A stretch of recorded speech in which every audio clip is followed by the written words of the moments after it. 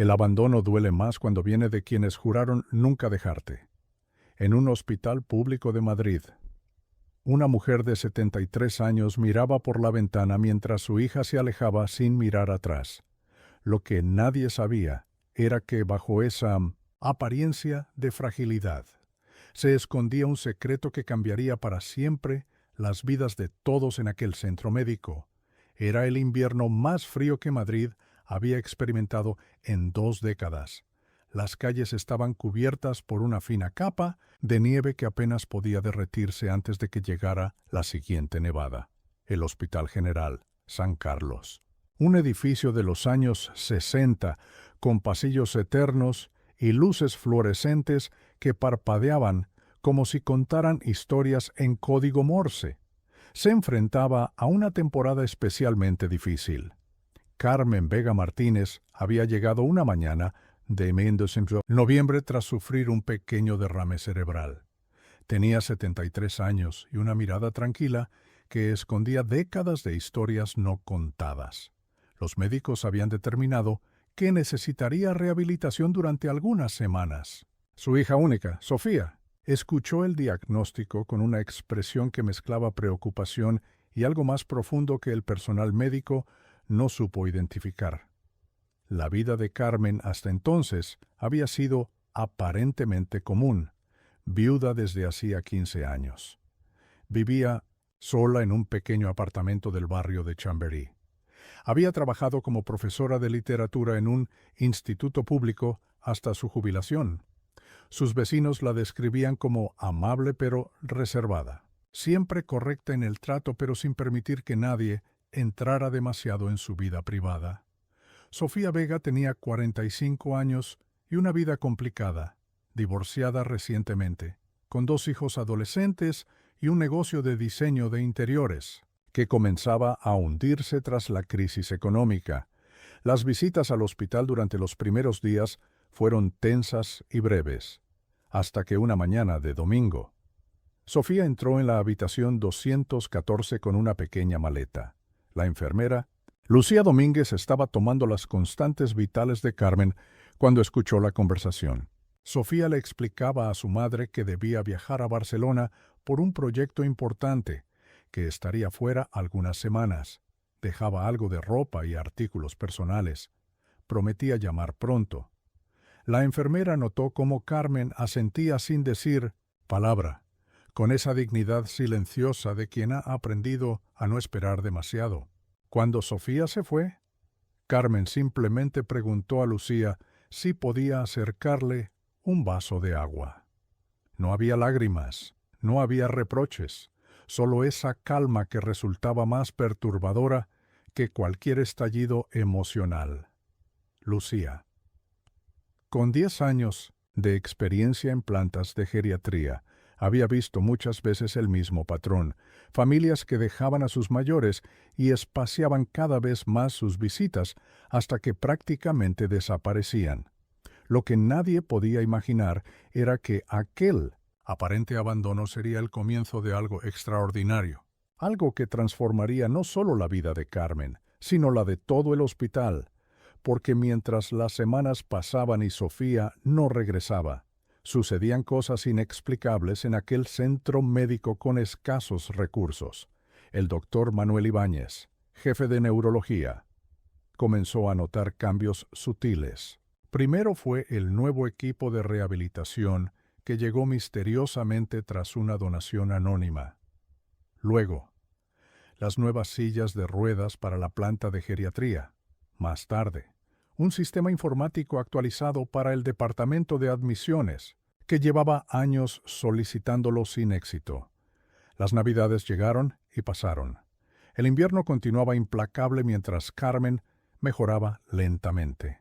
Su habitación se había convertido en un lugar especial dentro del hospital. Las enfermeras notaban algo diferente allí, aunque Carmen raramente hablaba de su vida personal.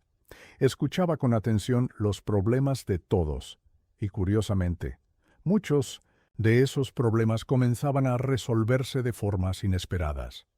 Nadie conectaba estos hechos con la mujer de la habitación 214, para la mayoría. Carmen era solo otra paciente mayor, abandonada por su familia, esperando que el tiempo pasara mientras recuperaba la movilidad en su lado izquierdo, una más entre tantos ancianos solitarios. El misterio comenzó a formarse cuando Marisa Gutiérrez, la administradora del hospital, empezó a recibir transferencias bancarias de origen desconocido, donaciones específicamente dirigidas a solucionar problemas concretos del centro, como si alguien desde dentro conociera exactamente qué era lo más urgente en cada momento. 3 meses pasaron desde el ingreso de Carmen en el hospital. Su recuperación era notable, pero lenta. La fisioterapeuta Ana López se sorprendía de su determinación. A pesar de que raramente recibía visitas, Carmen nunca faltaba a sus sesiones. Nunca se quejaba del dolor. Siempre agradecía cada pequeño avance con una sonrisa serena. El teléfono de su habitación raramente sonaba. Las llamadas prometidas de Sofía se habían reducido a breves conversaciones cada 2 semanas. La excusa del proyecto en Barcelona se había transformado en un nuevo trabajo que la mantenía ocupada. Los nietos apenas preguntaban por su abuela. La vida continuaba para ellos, mientras Carmen permanecía en aquella habitación de paredes blancas que había aprendido a considerar su hogar. Lo que nadie sabía era que cada noche, cuando el hospital dormía y solo quedaba el personal del turno de noche, Carmen sacaba de debajo de su almohada un pequeño cuaderno de tapas negras. Escribía números, hacía cálculos, anotaba nombres, los de pacientes con historias difíciles que había conocido durante el día. El de la enfermera Lucía, que no podía pagar la universidad de su hijo. El del auxiliar Roberto, que necesitaba un tratamiento dental costoso. El de la doctora Elena, que soñaba con un equipo nuevo para la unidad de neonatología. La verdad que Carmen ocultaba se remontaba a 20 años atrás, en 1998. Su vida había cambiado para siempre con la llegada de una carta de un bufete de abogados de Santander. Una tía abuela a quien apenas conocía. Matilde Martínez. Había fallecido sin descendencia directa. La anciana, que había emigrado a Argentina en los años 40, había amasado una considerable fortuna con inversiones inmobiliarias. Sin hijos ni otros sobrinos. Todo había quedado para Carmen, su única pariente viva. La herencia ascendía a 2 millones de euros, una cantidad que dejó a Carmen sin palabras. Su marido Alberto acababa de ser diagnosticado con cáncer. Los tratamientos serían largos y costosos. Decidieron mantener en secreto aquella fortuna. Vivir modestamente como siempre. Usar el dinero solo para los cuidados médicos que Alberto necesitaba. Pero ni siquiera el mejor tratamiento pudo salvarlo. 5 años después, Carmen quedaba viuda y con una fortuna de la que nadie, ni siquiera su hija, tenía conocimiento. Durante años, Carmen había vivido una doble vida, por fuera. Era la profesora jubilada que llegaba justo a fin de mes. Por dentro, era una mujer con recursos suficientes para ayudar a quien quisiera. Pero nunca encontró el momento adecuado para revelar su secreto a Sofía. La relación entre madre e hija siempre había sido complicada. Las prioridades de Sofía, centradas en su carrera y en mantener un estilo de vida por encima de sus posibilidades, creaban un abismo entre ambas. Mientras tanto, el patrimonio de Carmen seguía creciendo gracias a inversiones conservadoras pero eficaces. El bufete de abogados Mendoza e Hijos se encargaba de gestionar todo, con discreción absoluta, siguiendo las instrucciones precisas de su clienta. Durante 2 décadas, Carmen había estado donando pequeñas cantidades a causas que consideraba justas, siempre de forma anónima, siempre desde la sombra. El derrame cerebral y la posterior hospitalización habían cambiado su perspectiva. A sus 73 años, Carmen comprendió que quizás no le quedaba tanto tiempo, que aquella fortuna necesitaba un propósito. Y lo encontró en aquel hospital público que la acogió cuando su propia hija la abandonó, en los rostros agotados del personal sanitario que luchaba con medios escasos, en los pacientes que, como ella, esperaban visitas que nunca llegaban. La administradora Marisa Gutiérrez estaba desconcertada. En 6 meses, el hospital había recibido donaciones por valor de 300.000 euros, todas procedentes de una fundación llamada Segunda Oportunidad, una entidad de la que no existían registros previos. Las donaciones llegaban con instrucciones específicas: nuevos colchones para la planta de oncología, juguetes para la sala de pediatría, un escáner de última generación para radiología, becas para que el personal pudiera formarse. El doctor Ibáñez, intrigado por estos acontecimientos, comenzó a investigar. Consultó con otros hospitales. Nadie había oído hablar de tal fundación. Las transferencias procedían de un banco suizo. Las solicitudes estaban firmadas por un tal Alberto Martínez, un nombre que no correspondía a ningún empleado conocido. Todo parecía estar cuidadosamente diseñado para mantener el anonimato del benefactor. La única pista era que las donaciones parecían responder a necesidades que solo alguien desde dentro del hospital podría conocer. Problemas mencionados en reuniones de personal, conversaciones en la cafetería, incluso comentarios casuales en los pasillos, como si las paredes tuvieran oídos, o como si alguien estuviera recopilando información silenciosamente, mientras el misterio crecía. Carmen continuaba con su rutina diaria. Sus progresos eran evidentes. Ya podía caminar con ayuda de un bastón. Su mente permanecía lúcida y atenta. Participaba en los talleres de terapia ocupacional. Leía incansablemente. Conversaba con otros pacientes. Se había convertido en una especie de confidente para muchos. La señora de la habitación 214, a quien todos acudían cuando necesitaban un consejo. Un oído atento, una palabra de aliento. El invierno dio paso a la primavera, y con ella llegó al hospital una nueva paciente, Elena Soto, una mujer de 80 años que ingresó por una neumonía complicada. Le asignaron la cama contigua a la de Carmen. Ambas mujeres conectaron inmediatamente. Había algo en Elena que resultaba familiar para Carmen. Quizás era su forma de hablar, o tal vez la dignidad con que enfrentaba su enfermedad. Durante las largas noches de hospital, Elena le contó su historia a Carmen. Había sido secretaria personal de un importante empresario durante 40 años, Salvador Mendoza, fundador del bufete Mendoza e Hijos, el mismo que gestionaba el patrimonio de Carmen. El mundo, a veces, resultaba sorprendentemente pequeño. Elena conocía todos los secretos del bufete, incluida la misteriosa clienta que durante años había estado realizando donaciones anónimas. La mujer que había heredado una fortuna de Argentina y vivía como si fuera una persona de recursos limitados. Elena nunca había conocido su nombre, solo sabía que las instrucciones llegaban por carta, siempre escritas a mano, con una caligrafía elegante y precisa.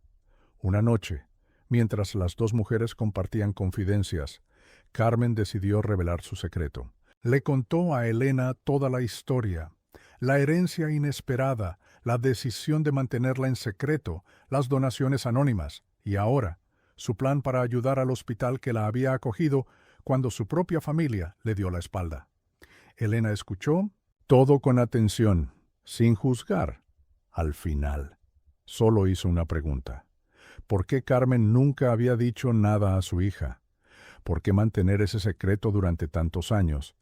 La respuesta de Carmen fue simple y dolorosa.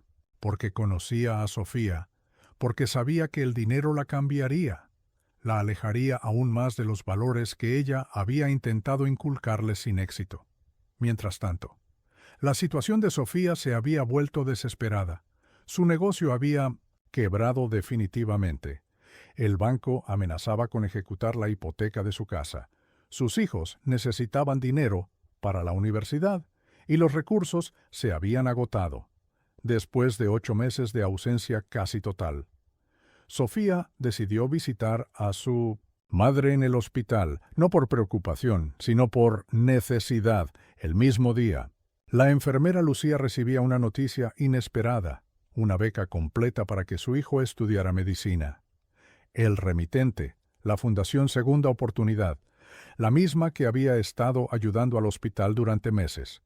Lucía, emocionada, corrió a la habitación 214 para compartir la noticia con Carmen. La paciente que se había convertido en su amiga, la mujer que siempre preguntaba por su hijo y sus sueños de ser médico, al entrar en la habitación. Lucía se encontró con una escena tensa. Sofía estaba allí, después de tantos meses. Discutía con su madre en voz baja pero intensa. Lucía pudo escuchar fragmentos de la conversación. Sofía necesitaba dinero. Estaba desesperada. Carmen la miraba con una mezcla de tristeza y resignación. Le explicaba que no tenía más que su pequeña pensión, que vivía en el hospital, porque no podía permitirse cuidados en casa. Lucía decidió retirarse discretamente, pero en su prisa dejó caer el sobre de la beca. Sofía lo recogió y leyó el remitente. La Fundación Segunda Oportunidad. El mismo nombre que había escuchado mencionar en el hospital, varias veces durante su breve visita. La misma organización misteriosa que parecía estar mejorando aquel lugar que consideraba deprimente y obsoleto. Esa misma tarde, el doctor Ibáñez recibía en su despacho a un joven abogado, Manuel Mendoza, hijo del fundador del prestigioso bufete. Venía con noticias importantes. Su cliente, la benefactora anónima del hospital, había decidido hacer una donación mayor, 5 millones de euros para construir una nueva ala de geriatría, con una condición, que llevara el nombre de Alberto Martínez. En memoria de su difunto esposo, el doctor Ibáñez, abrumado por la noticia, preguntó si finalmente podría conocer a tan generosa donante. El joven abogado sonrió. Le dijo que ya la conocía, que llevaba meses tratándola, que era una paciente del hospital, Carmen Vega Martínez, la mujer de la habitación 214. La mañana del 12 de mayo amaneció luminosa en Madrid. El hospital bullía de actividad como cualquier otro día. Pero no era un día cualquiera. La administradora Marisa Gutiérrez había convocado una reunión extraordinaria en el salón de actos. Todo el personal disponible debía asistir.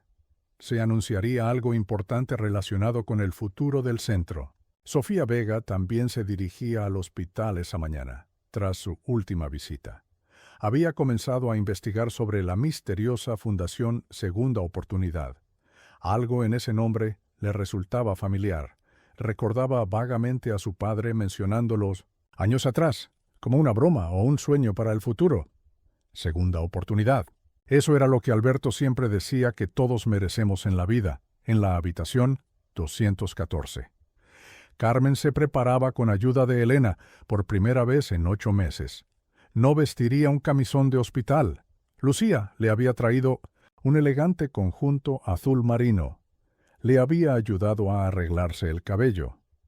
Incluso le había aplicado un suave maquillaje que resaltaba sus ojos color avellana. Hoy Carmen Vega Martínez dejaría de ser invisible. El salón de actos estaba lleno cuando Carmen entró apoyada en su bastón. Elena la acompañaba, orgullosa como una hermana. Nadie prestó especial atención a las 2 ancianas que tomaron asiento en la primera fila. Junto a ellas, el joven abogado Manuel Mendoza revisaba unos documentos con expresión seria. Marisa Gutiérrez subió al escenario y pidió silencio. Comenzó explicando cómo durante los últimos 8 meses el hospital había experimentado una transformación sin precedentes gracias a donaciones anónimas, mejoras en equipamiento, formación para el personal, programas de apoyo para pacientes sin recursos. Todo gracias a una entidad llamada Fundación Segunda Oportunidad. En ese momento, las puertas del salón se abrieron. Sofía Vega entraba, buscando un lugar libre. Sus ojos recorrieron la sala hasta detenerse en la primera fila, en su madre. vestida y arreglada como nunca la había visto en el hospital, acompañada por una desconocida y un hombre joven de traje. Algo no encajaba en esa imagen. Marisa continuó su discurso. Hoy era un día histórico para el Hospital General San Carlos. La fundación había decidido realizar una donación de 5 millones de euros para construir un nuevo pabellón de geriatría, un espacio moderno, humano, donde los mayores pudieran recibir atención digna, donde las familias pudieran participar en los cuidados, donde nadie se sintiera abandonado. Y ahora, anunció Marisa con voz emocionada, tenían el honor de conocer por fin a la persona detrás de tanta generosidad, la misteriosa benefactora que había cambiado la vida de tantos en aquel hospital. La sala contuvo la respiración cuando Manuel Mendoza ayudó a Carmen a levantarse de su asiento. Cuando la anciana comenzó a caminar hacia el escenario con pasos lentos pero firmes, un murmullo recorrió la audiencia. La paciente de la 214, la mujer mayor que llevaba allí desde noviembre, la que todos conocían como la profesora jubilada, la que parecía no tener más que su pensión y la compañía ocasional de los libros que devoraba. Carmen tomó el micrófono. Su voz, normalmente suave, resonó clara y decidida por toda la sala. Comenzó presentándose formalmente. Carmen Vega Martínez, 73 años, viuda de Alberto Martínez, heredera de una fortuna que durante 20 años había mantenido en secreto, incluso para su propia hija, desde el fondo de la sala. Sofía escuchaba paralizada, incapaz de procesar lo que estaba oyendo. Su madre, la misma que vivía en un pequeño apartamento de alquiler, la que compraba ropa en mercadillos, la que nunca había querido mudarse con ella a una casa más grande porque decía no poder permitirse contribuir a los gastos. Esa misma mujer hablaba ahora de millones de euros, de inversiones, de una herencia recibida cuando su padre aún vivía. Carmen explicó cómo el derrame cerebral que sufrió en noviembre había sido un punto de inflexión, cómo el aparente abandono de su familia le había abierto los ojos a una realidad que muchos ancianos enfrentaban a diario, cómo había decidido usar su fortuna para marcar la diferencia en aquel hospital que la había acogido sin preguntas, sin juzgar, dándole tiempo y espacio para sanar no solo su cuerpo, sino también su corazón herido. Con voz firme, Carmen relató cómo había observado, escuchado, tomado nota de cada necesidad, de cada sueño frustrado por falta de recursos, de cada paciente que, como ella, miraba por la ventana esperando visitas que no llegaban, cómo había contactado con su abogado para crear la Fundación Segunda Oportunidad, el sueño que su marido Alberto nunca pudo ver realizado en vida. Durante su discurso, Carmen fue nombrando uno a uno a quienes había ayudado anónimamente: la beca para el hijo de Lucía, el tratamiento dental para Roberto, el equipo nuevo para la doctora Elena, la silla de ruedas eléctrica para Antonio, el paciente de la 300, dos que llevaba años esperando una, los billetes de avión para que María, la mujer de la habitación contigua, pudiera ver a su hijo en Argentina antes de que su enfermedad terminal avanzara demasiado. Rostros sorprendidos, lágrimas contenidas, gestos de incredulidad. La audiencia oscilaba entre el asombro y la emoción, mientras Carmen continuaba revelando cómo había tejido una red invisible de ayuda. Siempre desde las sombras, siempre pretendiendo ser solo una paciente más, una anciana olvidada por su familia. Sofía sentía que cada palabra era una puñalada directa a su conciencia. 20 años. Su madre había mantenido ese secreto durante 20 años, mientras ella luchaba con deudas, con un matrimonio fracasado, con un negocio al borde de la quiebra, mientras dejaba a sus hijos al cuidado de Carmen cuando no podía permitirse una niñera, creyendo hacerle un favor a su madre solitaria. Todo ese tiempo, Carmen podría haber vivido como una reina, podría haberla ayudado, podría haber evitado tantas noches de angustia económica. La revelación más impactante llegó cuando Carmen anunció sus planes futuros. La Fundación Segunda Oportunidad se convertiría en una entidad permanente, con un patronato formado por personal del hospital, con un capital de 15 millones de euros para continuar su labor mucho después de que ella ya no estuviera. El nuevo pabellón de geriatría sería solo el principio. Habría programas de acompañamiento para ancianos sin familia, formación especializada para cuidadores, investigación en enfermedades degenerativas. Y entonces, Carmen miró directamente hacia el fondo de la sala, donde sabía que estaba su hija. Sofía, dijo con voz clara, si estás ahí, quiero que sepas que nunca fue mi intención ocultarte esto por maldad. Lo hice porque conocía a tu padre, porque respetaba su deseo de que este dinero sirviera para ayudar, no para cambiar quiénes éramos, no para vivir una vida de lujos vacíos.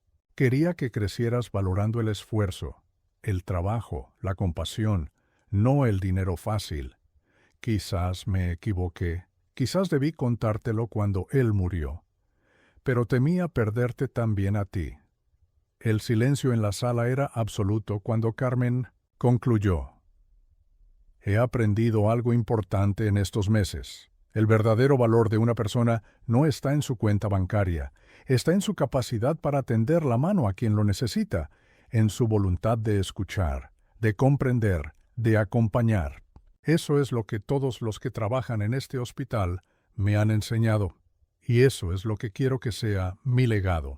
Una segunda oportunidad para quienes la sociedad olvida demasiado fácilmente. Las horas siguientes a la revelación fueron caóticas. Periodistas agolpándose en la entrada del hospital, personal atónito comentando en corrillos, pacientes preguntándose cómo no habían notado nada especial en aquella mujer tranquila de la 214. Y Sofía Vega intentando procesar la magnitud de lo ocurrido mientras esperaba fuera del despacho donde su madre se reunía con abogados, médicos y administradores. Carmen regresó a su habitación entrada la tarde, cansada pero serena, como quien por fin se ha quitado un peso de encima. Encontró a Sofía esperándola, sentada en la misma silla donde meses atrás había dejado aquella pequeña maleta antes de desaparecer de su vida durante tanto tiempo. La conversación entre madre e hija fue difícil, dolorosa. Sofía alternaba entre el reproche y la súplica. ¿Por qué no se lo había dicho? ¿Por qué había permitido que se arruinara, que perdiera su casa? Que tuviera que mendigar préstamos a amigos. Carmen escuchaba, paciente, dejando que su hija sacara todo lo que llevaba dentro. Cuando por fin Sofía se quedó sin palabras, Carmen habló. Le explicó que el dinero nunca había estado destinado a ser su salvavidas, que Alberto y ella habían tomado una decisión conjunta, vivir como siempre lo habían hecho, usar aquella fortuna inesperada para ayudar discretamente, para marcar una diferencia real en la vida de quienes lo necesitaban. Le contó cómo durante años había estado pendiente de ella en silencio, cómo había pagado anónimamente la matrícula universitaria de sus nietos, cómo había cancelado deudas urgentes de Sofía a través de supuestas condonaciones bancarias. Siempre desde las sombras, siempre lo suficiente para evitar desastres, pero nunca tanto como para crear dependencia. Porque el dinero, le dijo Carmen a su hija, puede ser una bendición o una maldición. Puede ayudarte a construir o puede destruirte, puede unir a una familia o puede desgarrarla. Y ella había visto demasiadas familias rotas por herencias, demasiadas amistades destruidas por préstamos, demasiadas vidas arruinadas por la ilusión de riqueza fácil. El hospital experimentó cambios profundos en los meses siguientes. El proyecto del nuevo pabellón avanzaba a buen ritmo.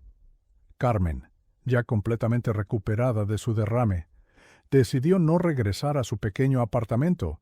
En su lugar, aceptó la oferta del hospital para convertirse en asesora voluntaria del programa de acompañamiento a pacientes mayores. Se mudó a un piso cercano al hospital, modesto pero cómodo, donde comenzó a recibir visitas regulares de quienes se habían convertido en su familia elegida, Lucía y su hijo, ahora estudiante de medicina gracias a la beca de la fundación, Elena, que tras recuperarse de su neumonía se había convertido en su amiga inseparable, el doctor Ibáñez, que valoraba sus consejos sobre cómo humanizar los protocolos médicos. Sofía necesitó tiempo para asimilar todo lo ocurrido. La rabia inicial dio paso a una reflexión profunda sobre sus propias elecciones, sobre los valores que había perseguido, sobre la relación distante que había mantenido con su madre durante tantos años, sobre cómo había antepuesto su carrera y su imagen social a todo lo demás, incluso a su propia familia. 3 meses después de la revelación, Sofía vendió su casa a medio embargar, liquidó las deudas pendientes, alquiló un pequeño apartamento cerca del de su madre, comenzó de nuevo, con menos pretensiones pero con más claridad sobre lo que realmente importaba. Sus hijos, que ahora visitaban regularmente a su abuela, redescubrieron en Carmen a una mujer sabia, divertida y sorprendentemente moderna en su forma de ver la vida. El impacto de la historia de Carmen trascendió los muros del hospital, medios locales primero, nacionales después.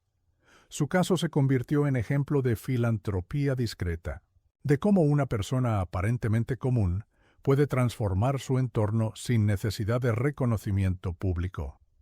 Sin grandes gestos, solo con determinación y una visión clara de lo que quiere conseguir. La Fundación Segunda Oportunidad creció más allá de lo previsto inicialmente. Otros hospitales públicos comenzaron a beneficiarse de sus programas. Personas inspiradas por la historia de Carmen realizaron sus propias donaciones, pequeñas, grandes, todas con el mismo espíritu, dar sin esperar nada a cambio, ayudar desde el anonimato, cambiar vidas sin necesidad de protagonismo. Carmen observaba todo esto con cierto asombro. Nunca había buscado reconocimiento, solo había querido honrar la memoria de Alberto, usar aquella fortuna inesperada para algo que realmente importara. Y en el proceso, había encontrado un propósito para sus últimos años, una razón para levantarse cada mañana con renovada energía. A pesar del bastón que aún necesitaba, a pesar de los achaques propios de la edad, Sofía encontró su propio camino de redención, dejó el diseño de interiores para ricos y famosos, comenzó a colaborar con la Fundación, aplicando su talento para crear espacios hospitalarios más humanos, más acogedores. Descubrió que su habilidad para transformar lugares podía tener un propósito más profundo que simplemente seguir modas pasajeras. Uno a uno, los pacientes que Carmen había ayudado silenciosamente iban recuperando sus vidas, regresando a Semi-Oise, sus hogares, retomando trabajos, estudios, sueños interrumpidos, y todos llevaban consigo la misma lección: la importancia de tender la mano a quien lo necesita, de escuchar realmente, de estar presente, de ofrecer esa segunda oportunidad que todos merecemos en algún momento de nuestras vidas. Un año después de aquella revelación que conmocionó al Hospital General San Carlos, la nueva ala de geriatría abría sus puertas, un edificio luminoso de 3 plantas con habitaciones individuales, espacios comunes acogedores, jardines terapéuticos, y en la entrada, una placa de bronce con el nombre de Alberto Martínez, el hombre cuyo espíritu había inspirado todo aquello. Carmen recorría los pasillos cada mañana. A sus 74 años, seguía manteniendo aquella dignidad serena que la caracterizaba. Su bastón ahora era más un símbolo que una necesidad. Los pacientes la saludaban por su nombre. El personal la trataba con un respeto que iba más allá de su condición de benefactora. Se había ganado ese reconocimiento día a día, escuchando, aconsejando, siendo simplemente ella misma.